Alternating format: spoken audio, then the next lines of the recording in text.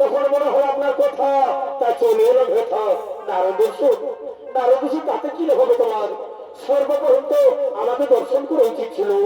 কি বলছেন পিতাশ্রী শ্রী বিষ্ণু মহেশ্বর আপনি আপনার তো তিনজনের ত্রিদেব তা তো করি না তো ভেদ আপনার তিনজনের মধ্যে সমান তাই তো ভক্তি ভাব নিয়ে আমি তিনজনই করি সম্মান।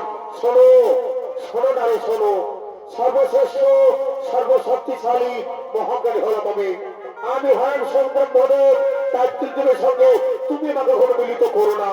এটি পিতাশ্রী এই যে মনোভাব আপনার একই বলছেন পিতাশ্রী।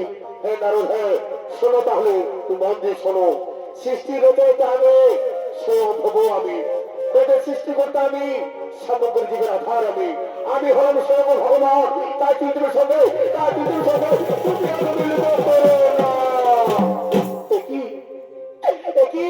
পিতাশ্রী পৃথিবীর ভ্রমণ করে চলেছে এই যে ঘরে সম্পদ তাদের সৃষ্টির বিনাশের লক্ষ্য কোথায় গো মহাদেব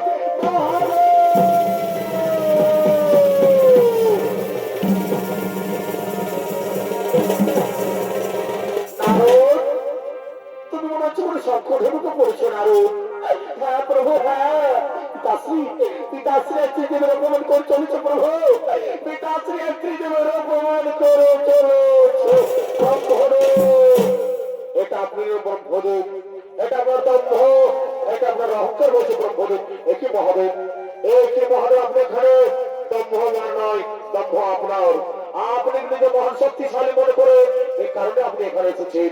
আমি আবার বলছি মহাদেব আমি আবার বলছি আমি হলাম সর্বশ্রেষ্ঠ শক্তিশালী আমি আমি আমি হলাম ব্রহ্মদেব। আপনি যদি মহাদেব হয়ে থাকেন ব্রহ্মদেব তাহলে আমার একটা প্রশ্নের উত্তর দিন দেখি ব্রহ্মদেব। বলুন মহাদেব কি আপনার প্রশ্ন রয়েছে?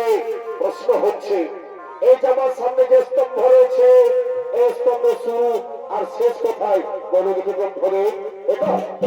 এটা আবার কি আমার কঠিন প্রশ্ন আমি এক্ষুনি অনুভব করে এই প্রশ্ন উত্তর আমি দিয়ে দিচ্ছি। আগে আমি অক্ষর দেখে আছি দেখি কিন্তু না ও তোমার কথা শেষ হচ্ছে এটা কিছুটা বোঝা যাচ্ছে না। ঊর্ধ্বভাগ কত দূর চলে গিয়েছে এটা কিছুটা বোঝা যাচ্ছে না। ও প্রশ্ন উত্তর দিতে না পারলে মহাদেবের কাছে অপমানিত হোক। যে প্রশ্ন উত্তর ব্রহ্মদেব জানে না যে প্রশ্ন উত্তর ব্রহ্মদেব জানে না সে প্রশ্ন উত্তর পৃথিবীর কোনো শক্তি জানে না। যা হোক এটা কিছু বলে দেবে শুনুন মহাদেব আমি প্রশ্ন উত্তর খুঁজে পেয়েছি। সত্যি বলছেন ব্রহ্মদেব আপনি প্রশ্ন উত্তর খুঁজে পেয়েছেন। শুনুন ব্রহ্মদেব তাহলে আমার একটু কথা আপনি যদি প্রশ্ন উত্তর দেখতে পারে থাকে তাহলে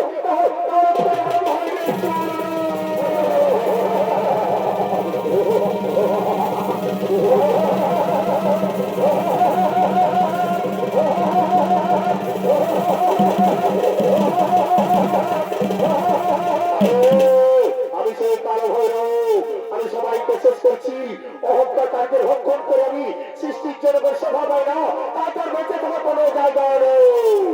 আমি আমি আপনাকে অহংকারের দণ্ড বসে দেবো। যে মুখ দিয়ে আপনি বারবার অহংকারে বাণী বের করছেন, যে মুখ দিয়ে আপনি বারবার অহংকারে বাণী বের করছেন, সেই মুখ আমার পরিণাম হচ্ছে।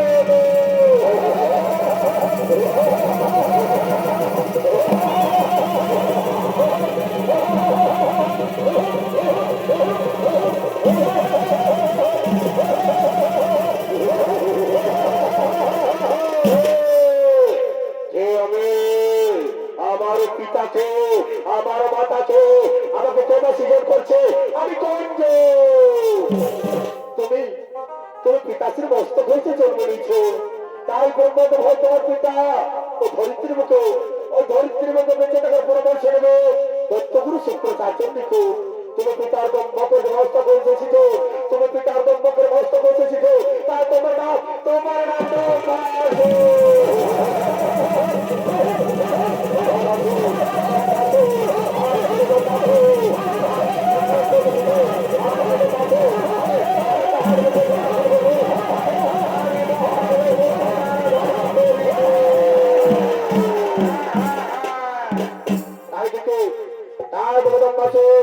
দত্তগুরু শুক্রাচার্যের নিকো।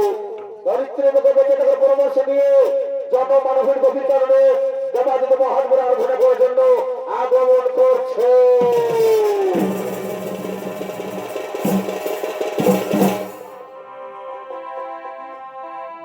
এই গো মারা